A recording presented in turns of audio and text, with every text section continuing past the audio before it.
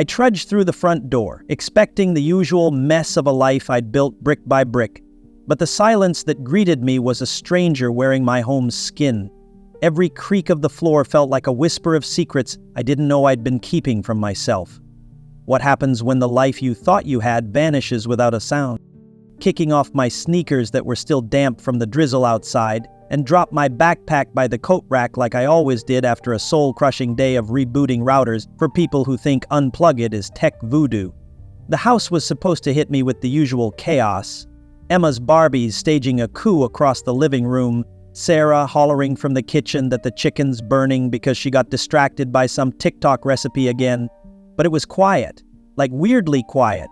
I stood there in the entryway, the hum of the fridge the only sound, and muttered to myself, either I've won the lottery and they're hiding with balloons, or I'm about to star in a low-budget horror flick. Spoiler, it wasn't balloons. I flicked on the hall light, half expecting Emma to come barreling around the corner with that grin of hers that makes every crap day worth it, but nothing. No pitter-patter of tiny feet, no, "Daddy, look at my drawing," just silence that felt heavier than my soggy socks. I shuffled into the kitchen, figuring I'd grab a beer and start dinner if Sarah was still on her call with that annoying client who never shuts up. That's when I saw it. A folded piece of paper on the counter right next to the fruit bowl that's mostly decorative because we never eat the bananas. "Alex" was scrawled across it in Sarah's chicken scratch handwriting, the kind that looks like she's mad at the pen. My stomach did a little flip. "This ain't a grocery list," I said under my breath, reaching for it like it might bite. I unfolded it and the words hit me like a slap from a wet towel. "Alex, I need time to figure things out. I'm sorry, but I have to do this alone. I'll be back when I'm ready." That was it. No love ya, no here's where I'm crashing, not even a damn post-it with a phone number. Just 12 years of marriage and a kid boiled down to 3 sentences that didn't even fill the page. I stood there, blinking at it, waiting for the punchline. Maybe she'd jump out from behind the pantry door yelling, "Gotcha!" and we'd laugh about how I fell for it. But the pantry stayed shut, and the only sound was my own breathing getting louder in my ears. I don't know how long I stared at that note before my brain kicked back into gear. Last week, just last freaking week, we were sprawled on the couch, Emma asleep upstairs and Sarah had her feet in my lap while we scrolled through RV rentals on my laptop. "Yellowstone, Grand Canyon, maybe hit the coast," I'd said, grinning like an idiot because it felt like we were finally getting somewhere after years of grinding through bills and daycare schedules. She'd nodded, but her eyes were glued to her phone, thumb flicking through whatever endless scroll she was lost in. "Work's been nuts," she'd mumbled when I asked if she was okay. I bought it. Hook, line, and sinker. Because who doesn't get burned out juggling a job and a 5-year-old? Guess I should have asked what nuts really meant. I shook my head and started moving, like if I checked the house fast enough, I'd catch her hiding in the laundry room or something. Her car wasn't in the driveway. Should have noticed that first, genius. Upstairs, her closet looked like a tornado had cherry-picked half her stuff. Jeans gone, that red sweater I got her for Christmas missing, but her beat-up sneakers were still there, laces tangled like always. I snorted. Guess she didn't need comfy shoes to ditch us. Then I saw her coffee mug, the chipped one with "World's Okayest Mom" that Emma picked out at a flea market, sitting on the dresser, untouched. That's when it started sinking in. She didn't just step out for air. She was gone. I yanked my phone out of my pocket, hands shaky, and dialed her number. It rang twice, then straight to voicemail. Her chipper, "Hey, it's Sarah, leave a message," greeting me like a kick in the teeth. "Sarah, what the hell?" I said, pacing the bedroom. "You just leave a note and bounce? Call me back, please." My voice cracked on that last word, and I hung up, feeling like a chump. No answer. I tried again 10 minutes later, same deal. By the third call, I gave up, slumping onto the bed and staring at the ceiling like it might have answers painted up there. Emma was at my folks' place. They'd taken her for the afternoon since I'd pulled a late shift. Thank God for that, because I didn't have a clue how I'd look her in the eye and explain why Mommy pulled a Houdini. I grabbed my keys and headed downstairs, figuring I'd pick her up soon, but first, I needed a minute. I flopped into the kitchen chair, the note still sitting there like some smug little time bomb. I picked it up again, rereading it, half hoping I'd missed a line that said, "Kidding, be back by dinner." Nope. Just those same cold words staring back at me. My phone buzzed. Steve, my brother, texting to check if I was still alive after the router apocalypse at work. I hesitated, then called him. "Hey man," I said when he picked up, trying to keep my voice steady. "You got a sec?" He grunted. "Always, what's up?" I read him the note word for word, and he went quiet. Steve, the guy who never shuts up, had nothing. Finally, he let out a long, "Whoa, she's serious." I laughed, short and bitter. "Yeah, unless this is her idea of a prank, and she's got a crap sense of humor." "Dude, that's messed up," he said, and I could hear him shifting, probably pacing his own kitchen. "You okay? Where's Emma?" "With Mom and Dad," I said, rubbing my face. "I don't even know what to tell her, man. Hey kid, Mommy's on a treasure hunt, back whenever." Steve sighed. "Lock down the bank stuff, Alex. If she's gone AWOL, you don't know what she's planning." That hit me. Money hadn't even crossed my mind yet. "Good call," I muttered. "I'll figure it out." I hung up and sat there, the kitchen dark except for the glow of the fridge light sneaking through the crack in the door. 12 years, a kid, and a mortgage I said to nobody, and she just ghosts me? This better be a prank because I'm not laughing. I tossed the note back on the counter, watching it flutter down like it didn't just blow my whole life up. Tomorrow I'd have to face Emma, figure out what to say, check the accounts, do all the crap you don't think about when you're dumb enough to think forever means something. But right then, I just sat there, letting the quiet swallow me whole, wondering if I'd missed the part where my wife stopped being my wife. I woke up with my face smushed into the couch cushion. The kind of wake-up where you're not sure if you're still human or just a pile of laundry someone forgot to fold. My neck screamed from the awkward angle, and Sarah's note was still clutched in my hand, crumpled like a losing lottery ticket. "Day 1 of the Sarah apocalypse," I mumbled, peeling myself upright. "Coffee's on me, I guess." The house was still too quiet, like it was holding its breath, waiting for me to figure out what the hell happened. I shuffled to the kitchen, stepping over one of Emma's stray crayons, and flicked on the coffee maker. That world's okayest mom mug stared at me from the counter where I'd left it last night, mocking me with its chipped grin. I grabbed my own mug instead, the plain black one that doesn't judge, and stood there, watching the drip like it might drip some answers too. By 9, I was in the car, headed to my folks' place to pick up Emma. The note was stuffed in my pocket, burning a hole through my jeans, but I didn't want to think about it yet. Mom opened the door before I could knock, her face all pinched up with that worried mom look she's perfected since I was a kid. "You okay, honey?" she asked, peering at me like I might crack in half right there on the porch. I forced a grin, shrugging it off. "Yeah, Mom, Sarah's just on a spa retreat or something. Midlife crisis, you know how it goes." She didn't buy it. Her eyes narrowed, but she didn't push. Dad was in the living room pretending to read the paper and gave me a nod over the top of it. "Long night," he grunted. "You could say that," I said, keeping it light because if I let the dam break, I'd be bawling in front of the guy who once told me to rub some dirt on it when I broke my arm. Emma came bounding out, her pigtails bouncing, and hugged my legs like nothing was wrong. "Daddy," she squealed, and for a second I could breathe again. I scooped her up, her little arms squeezing my neck, and decided right then I'd keep this mess away from her as long as I could. We headed to the park after breakfast. She needed normal, and I needed to not sit in that empty house staring at the walls. She ran straight for the swings, yelling, "Push me, Daddy!" I jogged after her, shoving my hands in my pockets to hide how they were still shaking from last night. "Higher," she giggled, and I pushed, watching her soar, her laugh cutting through the fog in my head. Then she stopped swinging, her feet dragging in the dirt, and looked up at me with those big hazel eyes that are all Sarah.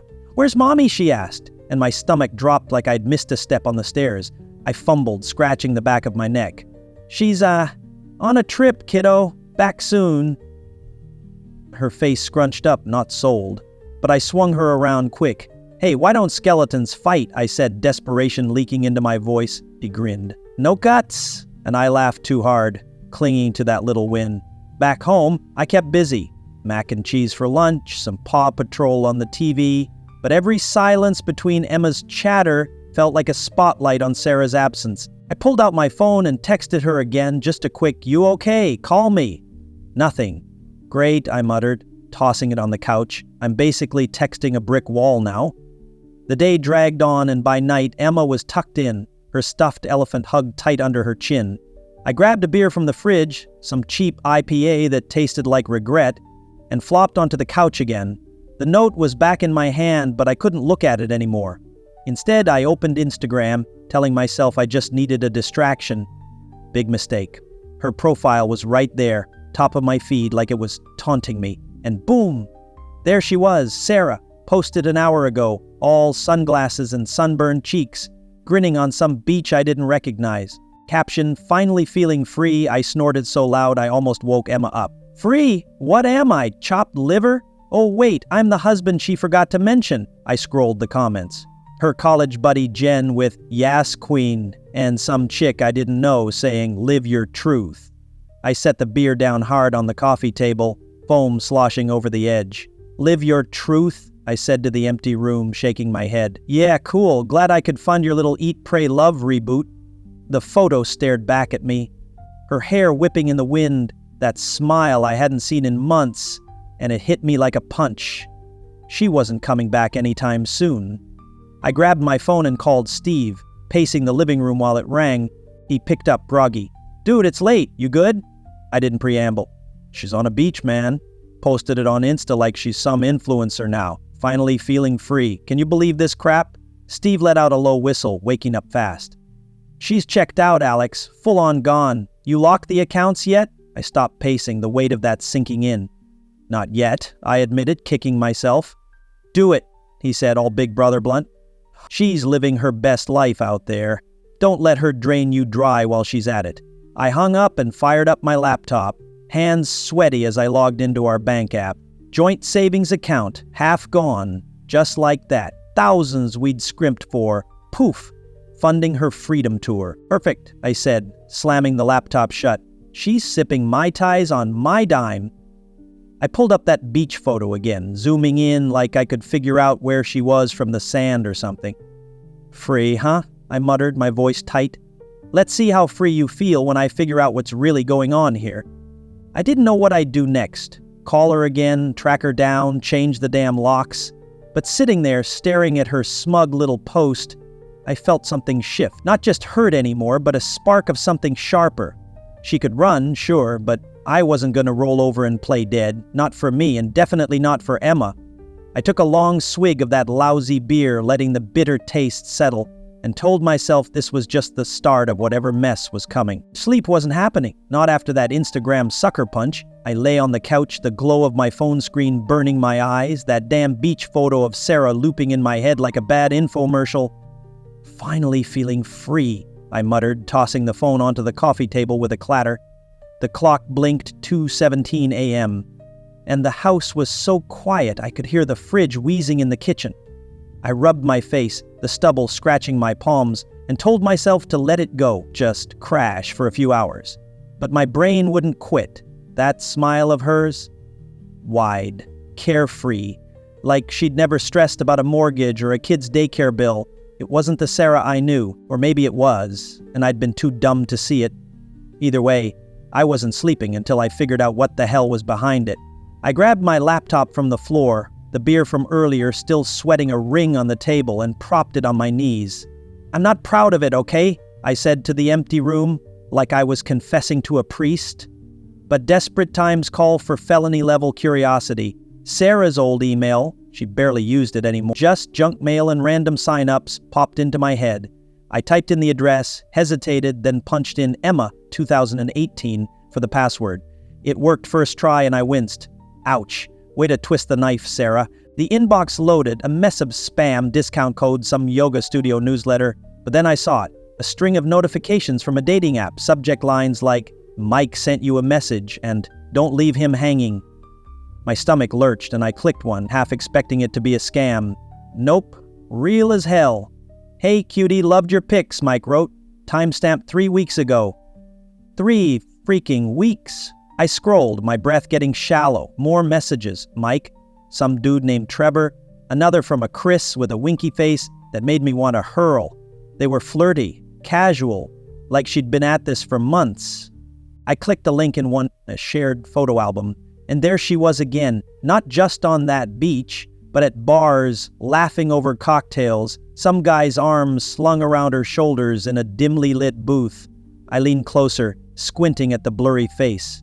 "Meet Mike, I guess," I muttered, my voice tight. "Hope he likes her whining about burnt toast." The dates lined up. Late nights when I'd been downstairs cooking spaghetti, Emma chattering about her day, while Sarah was upstairs giggling at her phone, claiming work emails. I'd nod, stir the sauce, tell her to take it easy. "What an idiot," I said, slamming back in the couch cushions. "A blind, trusting idiot." The room spun a little, not from the beer but from the weight of it all crashing down. I flashed back to a month ago. Me at the kitchen table with my laptop mapping out RV routes, Yellowstone to the Grand Canyon, while she sat across from me, barely looking up. "This'll be good for us," I'd said, excited like a kid on Christmas. She'd mumbled, "Yeah, sounds fun," her thumbs flying over her screen. I thought she was texting Jen about work drama or something. Turns out she was lining up her exit strategy with Mike and his stupid winky face. I shoved the laptop off my lap onto the couch, stood up, and started pacing, my socks slipping on the hard wood. 12 years, I said, louder now, and she's been auditioning for The Bachelor behind my back? Unreal. I grabbed my phone, hands shaking, and texted Jen, Sarah's best friend since college, the one who'd been at our wedding crying into her champagne. "Hey, you awake? Need to ask you something." She replied fast. "Yeah, what's up? I didn't sugarcoat it. Sarah's gone. Left a note, now she's posting beach pics. Did you know anything?" The dots danced, then stopped, then danced again. Finally, "Wait, what?" "She didn't tell me squat, Alex. I'm so sorry. What happened?" I could hear her voice in my head, high-pitched and flustered, like when she'd spill wine at a party. "Just what I said," I typed back. "She bailed. Found some dating app crap in her email." "You really had no clue?" Her reply was instant. "None. Oh my God, Alex. I'd have told you. She's been weird lately, but I thought it was work. I'm freaking out for you." I stared at the screen, my thumb hovering. Even Jen was in the dark. Sarah hadn't just ghosted me, she'd ghosted everyone who mattered. I tossed the phone down and kept pacing, the floor creaking under me. "So, that's it, huh?" I said, my voice bouncing off the walls. "She's out there living her rom-com fantasy, and I'm the schmuck holding the bag?" The anger boiled up, hot and sharp, mixing with this sick, humiliated feeling I couldn't shake. I'd trusted her.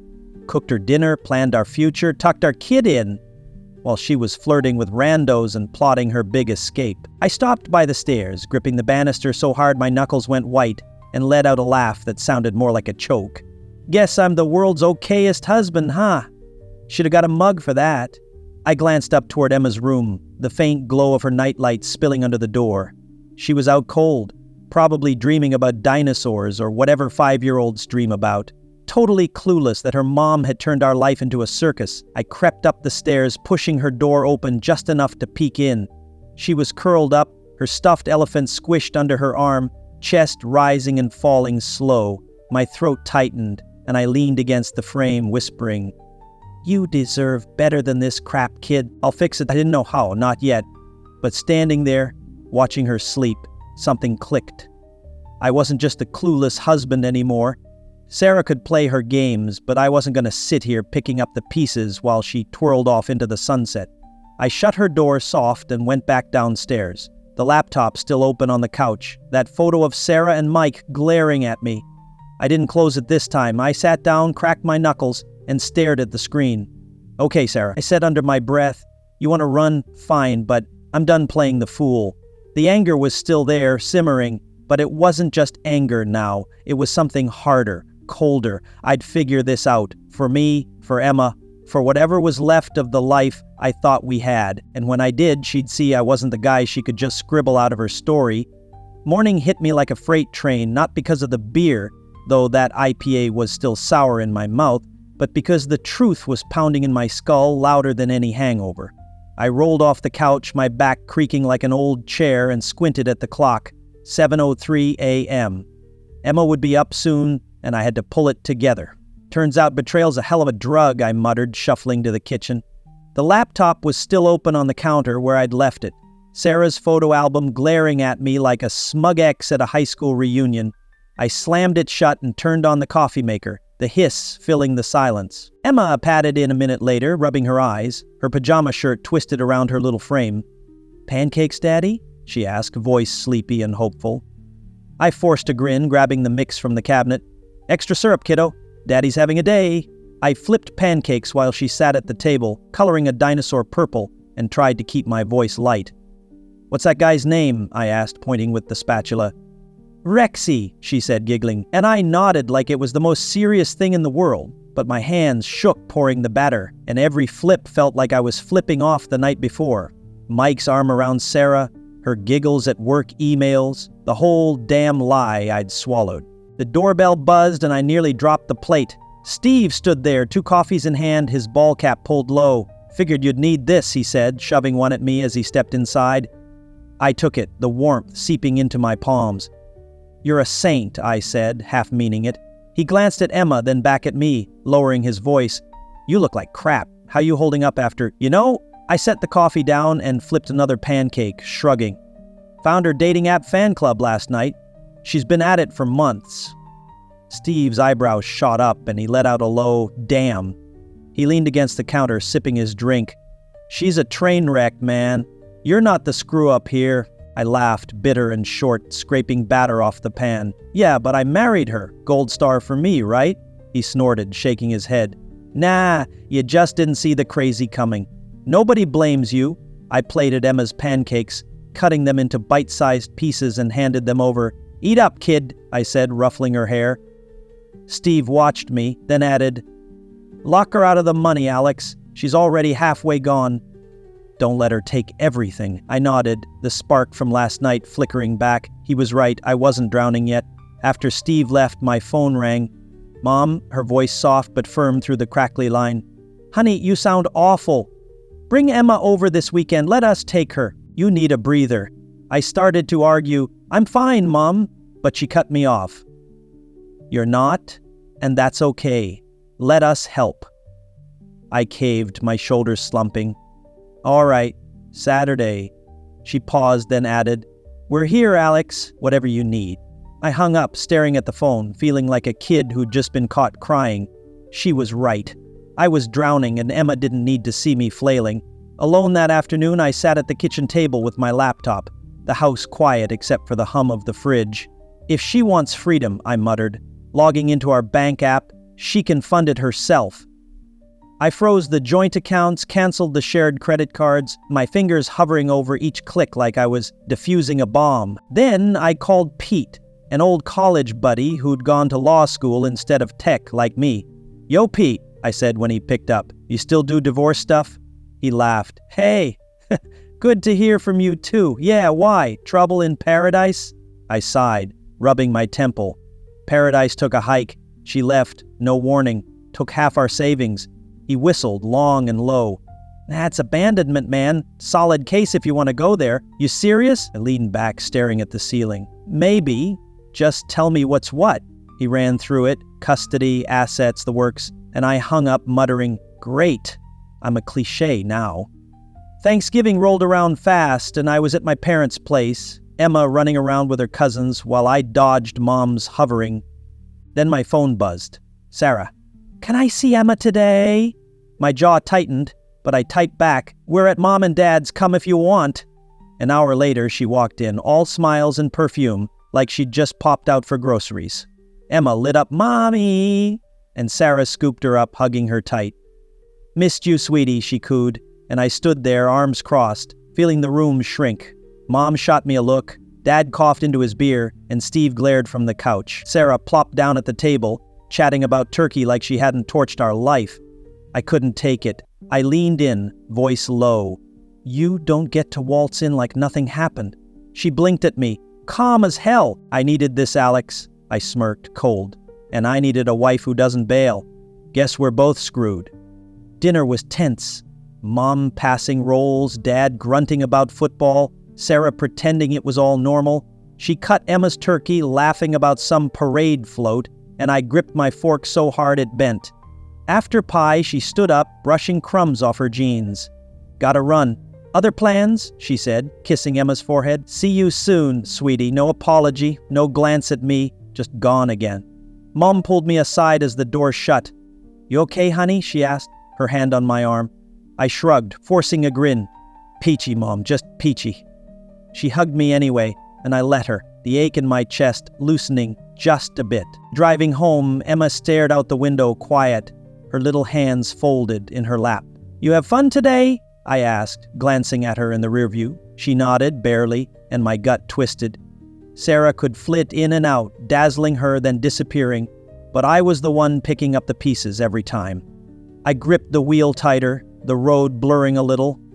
"She's not breaking us again," I thought, jaw set. I'm done waiting for her scraps. Emma didn't need a mom who treated her like a pit stop, and I didn't need a wife who'd already checked out. I'd fight for us. Lawyers, locks, whatever it took.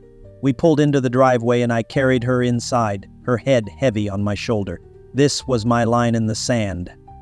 Weeks slipped by after Thanksgiving and I'd settled into a rhythm, work, Emma, repeat, like some gritty reboot of my own life.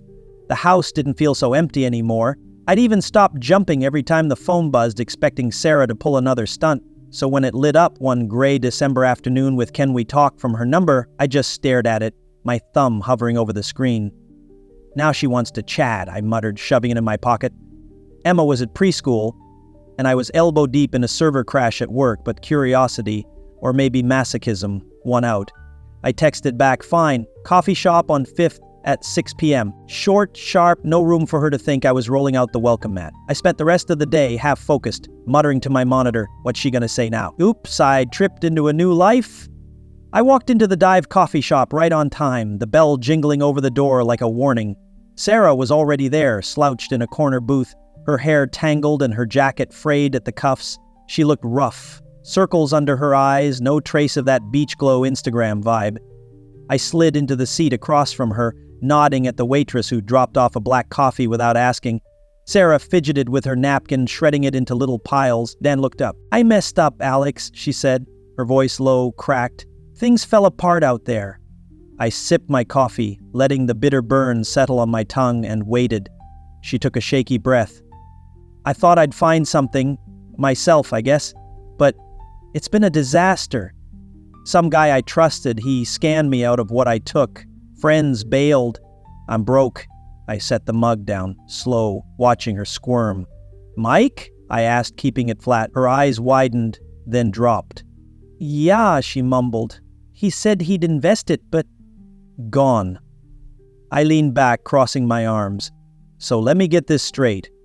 You left us, shacked up with Mike, got burned, and now I'm your plan B?" She flinched, shaking her head fast. "It's not like that. I need a place to crash just till I'm on my feet." Her voice went pleading, soft. "I miss Emma.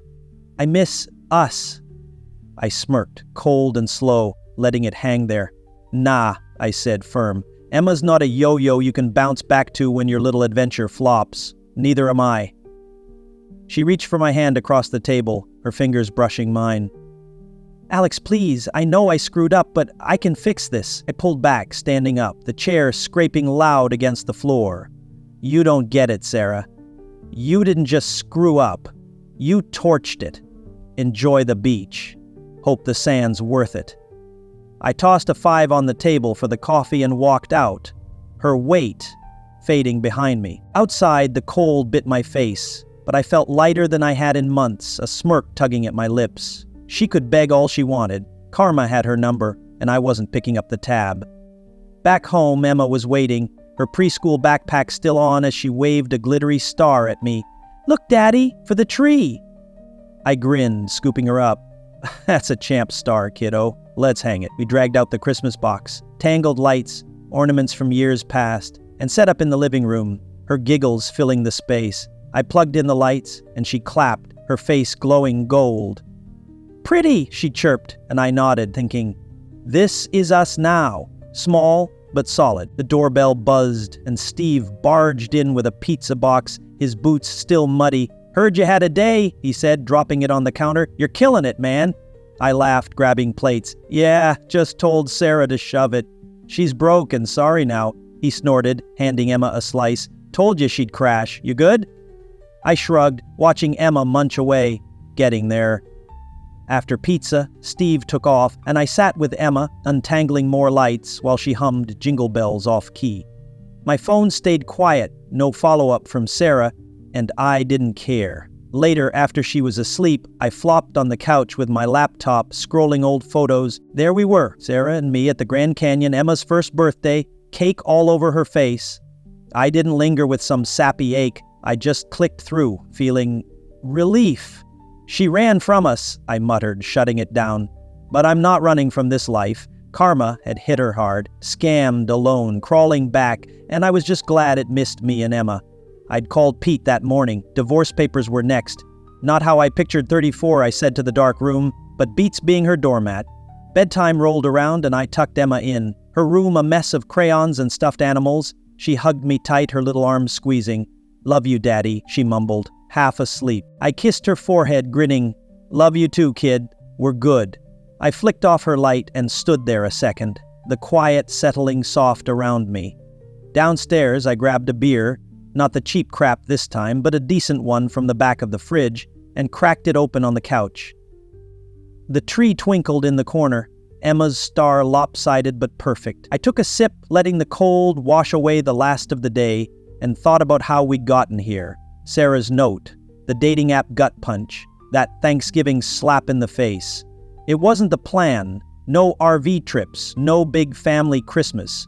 But it was ours, me and Emma, steady, free in a way Sarah never saw coming. I leaned back, the cushions swallowing me, and let out a small laugh. "Karma's a beach, huh?" I said to nobody, picturing her out there, scrambling, while I sat here with my kid and my life, pieced back together bit by bit. It wasn't perfect. Divorce loomed, money was tight, and Emma still asked about her mom sometimes. But it was real. I'd fought for it, not with fists or yelling, but with every pancake morning and locked account.